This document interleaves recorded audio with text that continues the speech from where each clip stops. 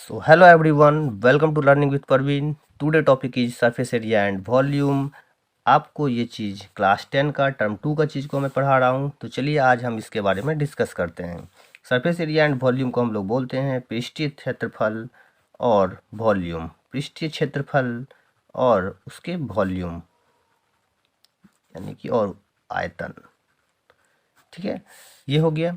अब इसमें आपको जनरली 4-5 चीज़ों को पढ़ना होता है। चलिए आते हैं उसके बारे में। पहले सबसे पहले आपको पढ़ना होगा क्यूबॉइड को, दूसरा जो है वो आपको पढ़ना होगा क्यूब को, तीसरा कंडीशन जो है वो है आपको पढ़ना होगा सिलेंडर को, चौथा जो है वो है आपका कोन, पांचवा जो है वो है आपका स्फेयर एंड छठा जो है वो है आपका हेमीस्फेयर। तो हम लोग इसी के बारे में आज डिस्कस करेंगे एंड देन तब चैप्टर को फिर से स्टार्ट करेंगे। सबसे पहला कंडीशन जो होता है क्यूबॉइड का होता है। क्यूबॉइड को हम लोग क्या बोलते हैं? क्यूबॉइड जो होता है इसको हम लोग बोलते हैं घनाभ। इसको हम लोग हिंदी में बोलते हैं घनाभ। ठीक है, ये इसको कुछ इस तरह से बनाया जाता है कि क्यूबॉइड एक रेक्टेंगुलर बॉक्स होते हैं एंड देन फिर कुछ इस तरह से रेक्टेंगुलर आकार के ही बनाए जाते हैं। इन दोनों को आपस में बनाने के बाद कुछ कुछ ये इस तरह से होते हैं। क्यूबॉइड हम जनरली एग्जांपल दे तो एक मैच बॉक्स को आप ले लीजिए। एक मैच बॉक्स का जो डब्बा होता है वो क्यूबॉइड्स होते हैं। इसके 6 फेसेज होते हैं, तो 6 फेसेज के उसमें दिखाई देते हैं। तो ये आप क्लियरली उसमें दिख सकता है आपको। अदरवाइज आप किसी रूम को देख लीजिए, वो रूम भी हो सकते हैं आपको। ठीक है, तो चलिए इसमें सबसे पहली बात आपको जो पढ़ना होता है वो 3 चीज़ है। एक CSA पढ़ना है। देन पहला कंडीशन CSA होते हैं।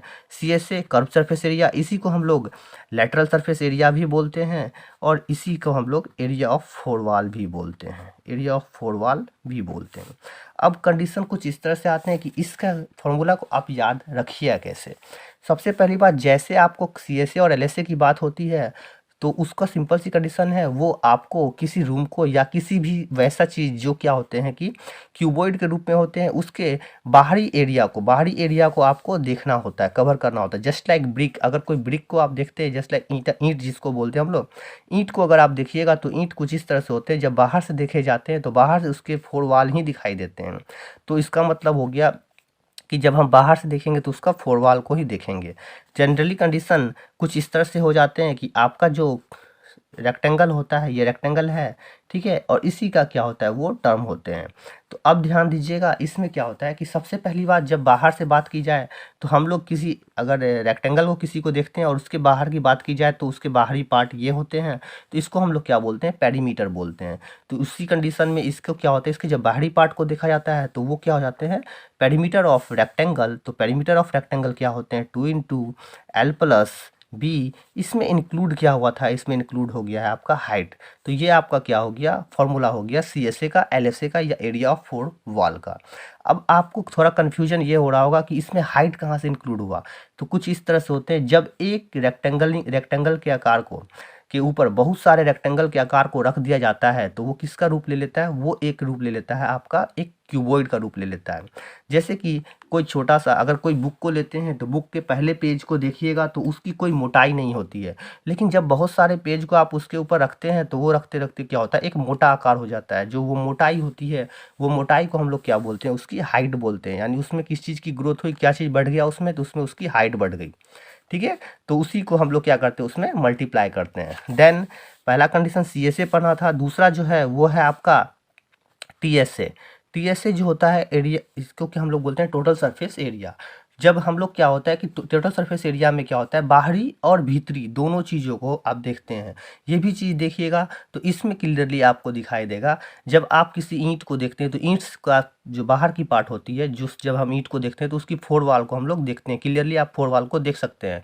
लेकिन जब उसको इंटरनल और एक्सटर्नल दोनों को देखिएगा तो उसमें आपको कुछ 6 वॉल दिखाई देंगे। जब वो पूरी तरह से देखिएगा तो उसमें 6 वॉल होते हैं। देन 6 वाल का कंडीशन क्या हो जाता है कि 6 वाल हैं, 6 वाल क्या हो जाए आपको? अलग अलग हो जाते हैं। तो पहला एक कंडीशन जो होते हैं वो होते हैं L इंटू बी, दूसरे होते हैं B इंटू एच, और तीसरे जो होते हैं वो होते हैं H इंटू एल। यानी कि एक जो एरिया का पार्ट्स होगा, यानी एक रेक्टेंगल जो होगा उसमें लेंथ होगा, ब्रीथ होगा, दूसरे वाले जो होंगे उसमें ब्रीथ और हाइट होंगे, और तीसरे वाले जो होंगे उसमें हाइट और लेंथ होंगे। लेकिन जब इसी चीज़ को देते तो अब आपको समझ में ये आता होगा कि इसमें सिर्फ और सिर्फ 3 चीज़ की बातें की जा रही है। जरा ध्यान दीजिए, तीनों के अपोजिट जो होते हैं वो एक एक वाल होते हैं, यानी कि जिस जो लेंथ ब्रीथ है उसके अपोजिट भी लेंथ ब्रीथ ही होंगे, जो ब्रेथ हाइट होंगे उसके अपोजिट ब्रेथ हाइट होंगे, और जो हाइट लेंथ होंगे उसके अपोजिट हाइट लेंथ होंगे। तो इसका मतलब ये कुछ इस तरह से हो जाएंगे, 2 × LB plus BH and plus HL। ये आपका क्या हो गया, सभी दो दो थे, लेंथ ब्रीथ दो पार्ट होंगे, अपोजिट वाल जो होंगे वो क्या कहलाएंगे आपको, लेंथ ब्रीथ होंगे। फिर उसके बाद जो अपोजिट दूसरे वाले को लेंगे वो क्या हो जाएंगे आपको, ब्रीथ हाइट हो जाएंगे, और तीसरे वाले जो होंगे वो आपके हाइट और लेंथ हो जाएंगे। देन इन सभी को आप ऐड करिएगा तो ये कुछ इस तरह से हो जाएंगे। तीसरे कंडीशन में आपको पढ़ना होता है वॉल्यूम को। तीसरे कंडीशन में आपको किसको पढ़ना है, वॉल्यूम। तो वॉल्यूम हम लोग क्या जानते हैं, वॉल्यूम एरिया ऑफ रेक्टेंगल। हम लोग सिंपल क्या बताया कि आपको रेक्टेंगल के ऊपर बहुत सारे रेक्टेंगल को जब आपस में जोड़ देते हैं तो उसमें किस चीज़ की इंक्रीमेंट होती है, उसमें आपकी हाइट बढ़ जाती है। हाइट यानी कि बढ़ जाती है। जब हाइट बढ़ जाती है तो इसका मतलब है उसके एरिया में किस चीज़ की बढ़ोतरी होगी, हाइट की बढ़ोतरी होगी। तो एरिया ऑफ रेक्टेंगल इनटू उसकी हाइट जो उसमें ग्रोथ हुई, तो L × B × H, ये आपको क्या हो गया, क्यूबॉइड का फॉर्मूला हो गया। अब क्यूब को पढ़ना है तो क्यूब को हम लोग क्या बोलते हैं, घन बोलते हैं। घन किसके बने होते हैं, घन जो होते हैं वो स्क्वायर के बने होते हैं। क्यूबॉइड और क्यूब में कोई डिफरेंस नहीं होता है, सिर्फ और सिर्फ इसके क्या होते हैं, साइड्स के थोड़े से अंतर होते हैं। क्यूब के सारे साइड्स इक्वल होते हैं और क्यूबॉइड्स के सारे साइड्स डिफरेंट होते हैं। तो यहाँ पर हम लोग क्यूब को अब पढ़ रहे हैं। क्यूब जनरली स्क्वायर के बने होते हैं, तो स्क्वायर के ऊपर सेम टू सेम स्क्वायर के जैसा ही फॉर्मेशन करना होता है। ठीक है, तो कुछ इस तरह से होते हैं। जब इसको आपस में इस तरह से बनाते हैं तो ये क्या बन जाता है, आपको एक क्यूब का फॉर्म हो जाता है। जब क्यूब बनते हैं तो क्यूब और क्यूबॉइड दोनों सेम जैसे ही हैं, दोनों को बनाने का तरीका वही है। इसमें भी आपको सिर्फ ध्यान देना है कि इसका किस चीज़ को ध्यान देना है, इसके आपको सिर्फ और सिर्फ स्क्वायर को ध्यान देना है। ठीक है, तो चलिए देखते हैं। अब कंडीशन कुछ आपको इस तरह से आएंगे जैसा कि आपको हम यहाँ बता रहे हैं। यहाँ पर आपको सबसे पहले LSA या फिर CSA या फिर इसका भी आपको एरिया ऑफ फोर वाल करना है, एरिया ऑफ फोर वाल। तो ये पहले मैंने लिख लिया। अब इसका क्या होता है, फॉर्मूला बताता हूँ। देखिए इसमें मैंने क्या रेक्टेंगल में क्या बताया था कि मैंने उसका पेरीमीटर निकालने के लिए, आप इसके भी पेरीमीटर निकाल के इसको आसानी से बना सकते हैं। बस मैं ये कहना चाह रहा हूँ क्या कि अगर आप पेरीमीटर से अच्छा अगर आप इसका स्क्वायर का एरिया भी निकालिएगा तो भी आपका इसका आंसर बन सकता है।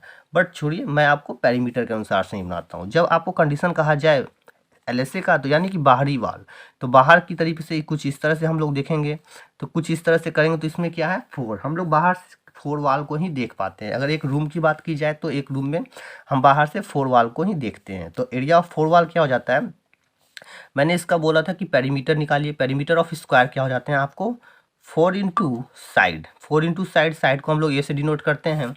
एंड देन सेम कंडीशन, जब एक स्क्वायर के ऊपर बहुत सारे स्क्वायर को रखे जाते हैं तो उसमें किस चीज़ की इंक्रीमेंट हो जाएगी, उसमें उसकी हाइट बढ़ जाती है। तो याद रखें कि इसके सभी साइड्स इक्वल होते हैं।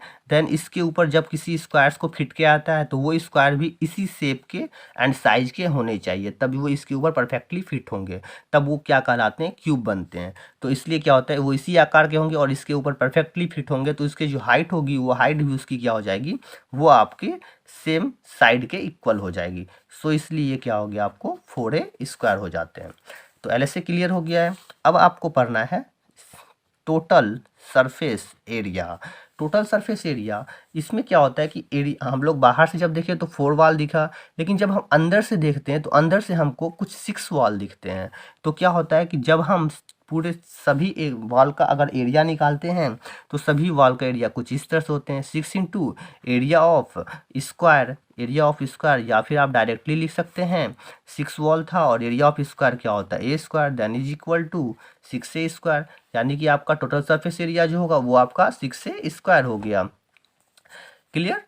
अब हम इसका वॉल्यूम निकालते हैं। तो इसके वॉल्यूम को निकालने के लिए क्या क्या आता है, अभी हमने बताया, जब किसी के वॉल्यूम को निकालना हो तो उसके एरिया को और उसमें इंक्रीमेंट जो उसमें इंक्रीज हुई हाइट होती है उसको आपस में मल्टीप्लाई कर देते हैं, तो वो क्या हो जाता है, आपका एरिया वॉल्यूम निकल जाती है। तो एरिया ऑफ स्क्वायर में आपको क्या इंक्रीमेंट हो गई थी, हाइट इंक्रीमेंट हुई थी यानी इंक्रीज हो गई थी। तो हो गया एरिया ऑफ स्क्वायर, आप क्या था आपका एरिया ऑफ स्क्वायर जो था वो साइड का स्क्वायर था, एंड देन इंक्रीमेंट हाइट जो थी वो साइड के बराबर ही थी, तो हम ए स्क्वायर इंटू ए इसको लिख सकते हैं। तो देन आफ्टर ये क्या निकल गया, ए क्यू। सो वॉल्यूम क्या हो गया आपको, साइड का क्यू निकल गई। चलिए अब हम पढ़ते हैं सिलेंडर। अब हम लोग पढ़ेंगे सिलेंडर को। तो सी कंडीशन में मैं पढ़ रहा हूँ सिलेंडर।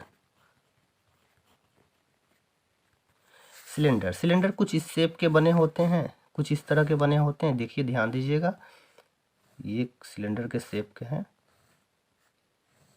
ठीक है। अभी ध्यान देना था कि सिलेंडर बनते कैसे हैं। जैसे स्क्वायर का बनाया तो स्क्वायर से क्यूब बन गए, रेक्टेंगल से बनाया तो क्यूबॉइड बन गए।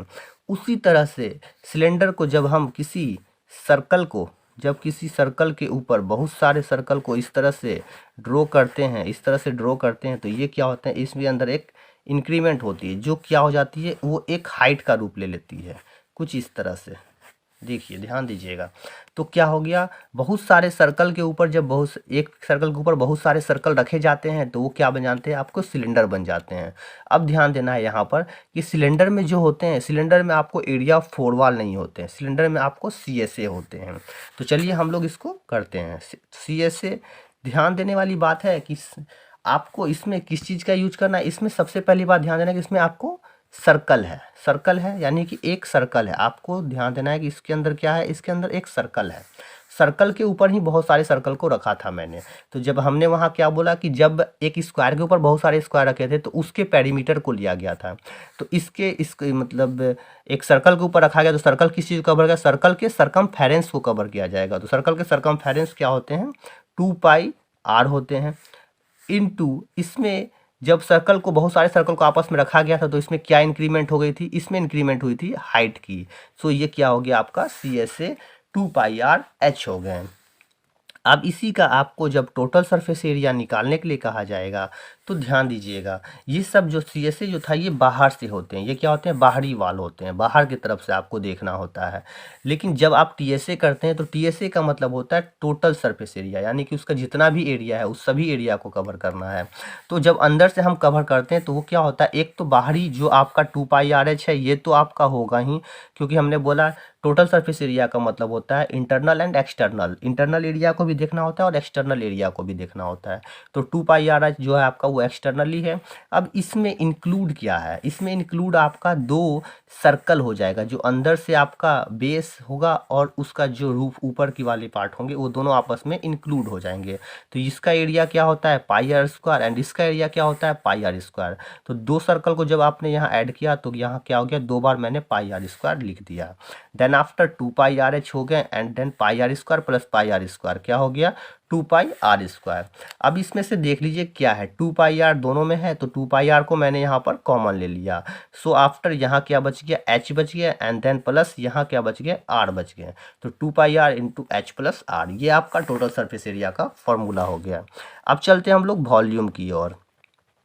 वॉल्यूम, तो वॉल्यूम में मैंने क्या समझाया कि अगर वो स्क्वायर हो तो स्क्वायर का एरिया लेना है, अगर वो रेक्टेंगल हो तो रेक्टेंगल का एरिया लेना है।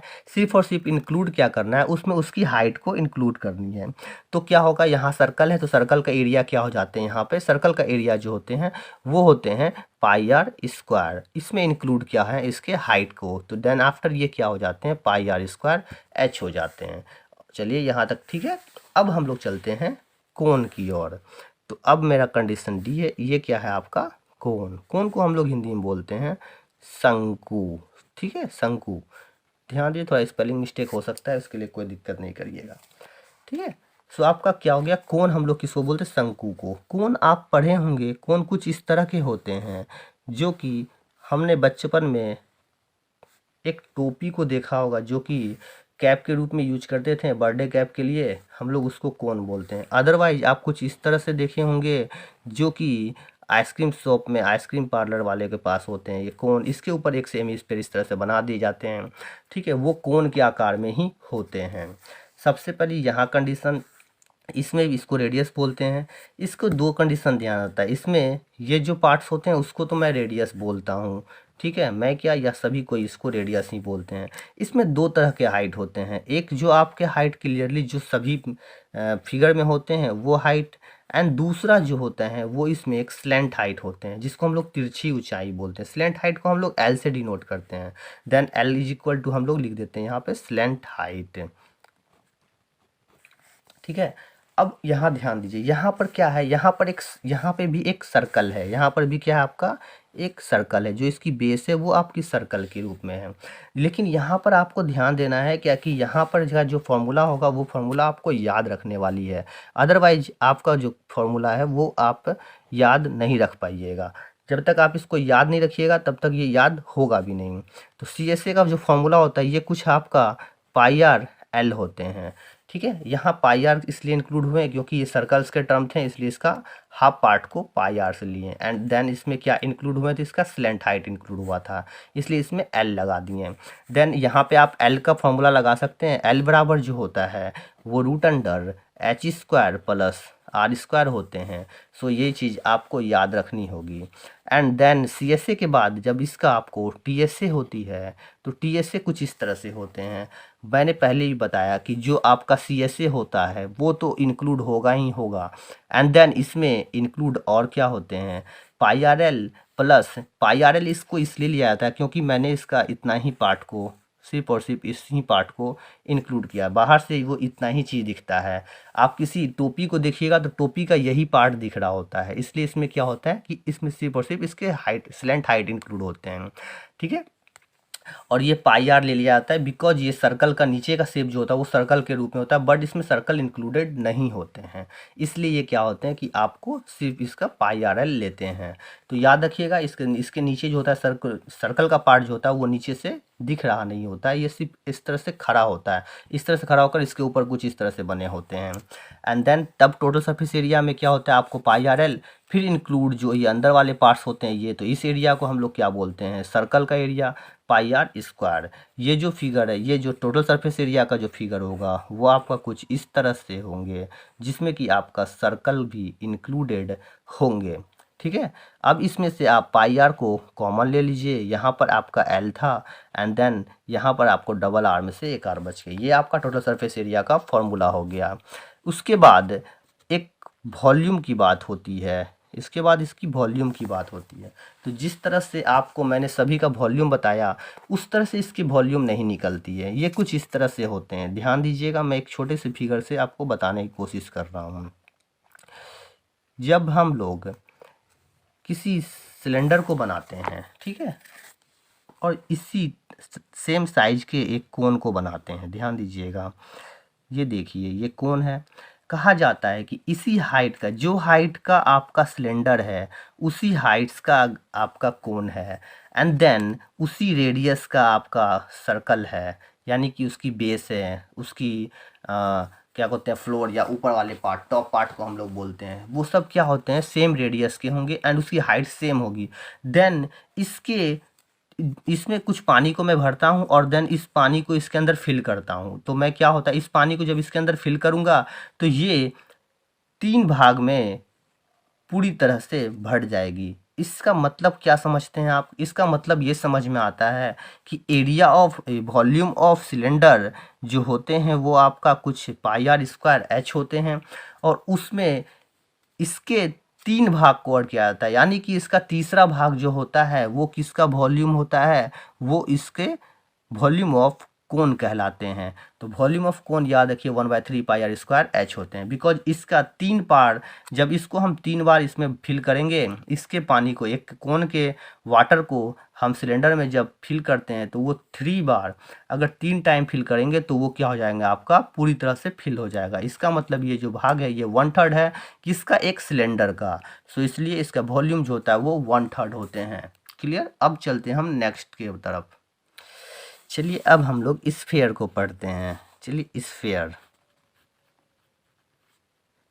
को हम लोग गोला बोलते हैं, स्फीयर को हम लोग गोला बोलते हैं। गोला दैट्स मीन, गोला हम लोग उसे बोलते हैं जो गोलाकार का होता है और सॉलिड होते हैं, उसको हम लोग स्फीयर बोलते हैं। यहाँ ध्यान दीजिएगा, इसके भी फॉर्मूले को आपको याद करनी होगी, याद रखिएगा। ये गोला कुछ इस तरह के आकार का बनता है। स्फीयर से ही जस्ट रिलेटेड होते हैं आपको हेमी स्फीयर। तो मैं दोनों को एक साथ ही बनाता हूँ, ध्यान दीजिएगा। हेमी स्फीयर, हेमी स्फीयर इसको हम लोग क्या बोलते हैं, अर्धगोला। इसको हम लोग अर्धगोला बोलते हैं, जो कि एक कटोरे के शेप का होता है। जस्ट लाइक एग्जाम्पल मैं अगर आपको दूं तो मेरा एग्जाम्पल कुछ इस तरह से होगा कि आपने बचपन में एक टेनिस का बॉल से क्रिकेट खेला होगा। जब आप क्रिकेट खेलते हैं तो वो टेनिस का बॉल जो होगा वो आपका एक स्फेयर का रूप होता है। एंड देन जब आप बहुत बदमाशी करते हैं तो उस बॉल को फाड़ देते हैं, दोनों से बीच से डिवाइड कर देते हैं, तो वो कुछ इस आकार का हो जाता है, जिसको कि हम लोग कुछ कटोरे के रूप में हो जाते हैं, हाफ पार्ट होते हैं। चलिए अब हम इसको सॉल्व करके दिखाते हैं। सबसे पहली बात कि इसमें बाहरी कुछ नहीं होती है, इसमें सिंपल टोटल सरफेस यानी कि सरफेस एरिया होता है। इसमें डायरेक्ट क्या होते हैं, सरफेस एरिया होते हैं। तो इसका सरफेस एरिया को आपको याद रखना होगा कि सरफेस एरिया ऑफ स्फीयर क्या होते हैं, वो कुछ 4πr² होते हैं। देन सरफेस एरिया के वॉल्यूम, सरफेस एरिया जो होता है इसी का हाफ जो होता है वो क्या होता है, इसका सरफेस एरिया होता है। तो सरफेस एरिया ऑफ हेमीस्फीयर क्या कहला जाएंगे, 4πr²। एक गोला का आधा है तो ये क्या हो जाएगा, 2πr²। बट आप बचपन में एक चीज़ किए होंगे कि जब हमने ऐसा कटा हुआ बॉल को लेते हैं तो कटे हुए बॉल को क्या करता हूँ मैं कि इसके अंदर बहुत सारे बच्चे मिट्टी को फिल कर देते हैं। इसके अंदर क्या करते हैं बच्चे लोग, बहुत सारे बच्चे इसके अंदर पूरी तरह से मिट्टी को फिल कर देते हैं। तो ये पूरी तरह से क्या होता है, इस तरह से फिल हो जाता है। तो फिर इसका आप टोटल सरफेस एरिया जो होता है वो आपका हो जाता है 2πr² प्लस इसमें इंक्लूडेड ये पार्ट आ जाते हैं। देन इसका क्या हो जाएगा, ये अलग से πr²। तो 2πr² एंड πr², 3πr²। तो टोटल सरफेस एरिया आपका 3πr² हो जाता है। इसको आप CSA या LSA जो बोलना चाहें वो बोल सकते हैं, ठीक है। इसी अनुसार से अब यहाँ सरफेस एरिया के बाद इसका हम लोग वॉल्यूम की बात करते हैं। वॉल्यूम, इसकी वॉल्यूम जो होती है वो आपको 4/3πr³ होते हैं। तो 4/3πr³ होते हैं, तो उसी अनुसार से वॉल्यूम का जस्ट आधा, हाफ जो होता है वो हेमिस्फीयर का वॉल्यूम होता है। तो हेमिस्फीयर का वॉल्यूम क्या हो जाएंगे, हाफ इंटू 4/3πr³। तो 2 से ये कट आउट होकर 2 हो जाते हैं, देन 2/3πr³ निकल गए। तो आपको ध्यान दीजिए कि आपको स्फीयर का फॉर्मूला याद रहना चाहिए, बिकॉज इसके ऐसा कोई ट्रिक नहीं है जिससे कि मैं आपको याद करवा सकूं, ठीक है। सो इसलिए क्या होगी, आप इसको याद रखिएगा। चलिए चलते हैं आगे। आज के लिए इतना ही, मिलते हैं कल इसके एक्सरसाइज के साथ। Okay bye.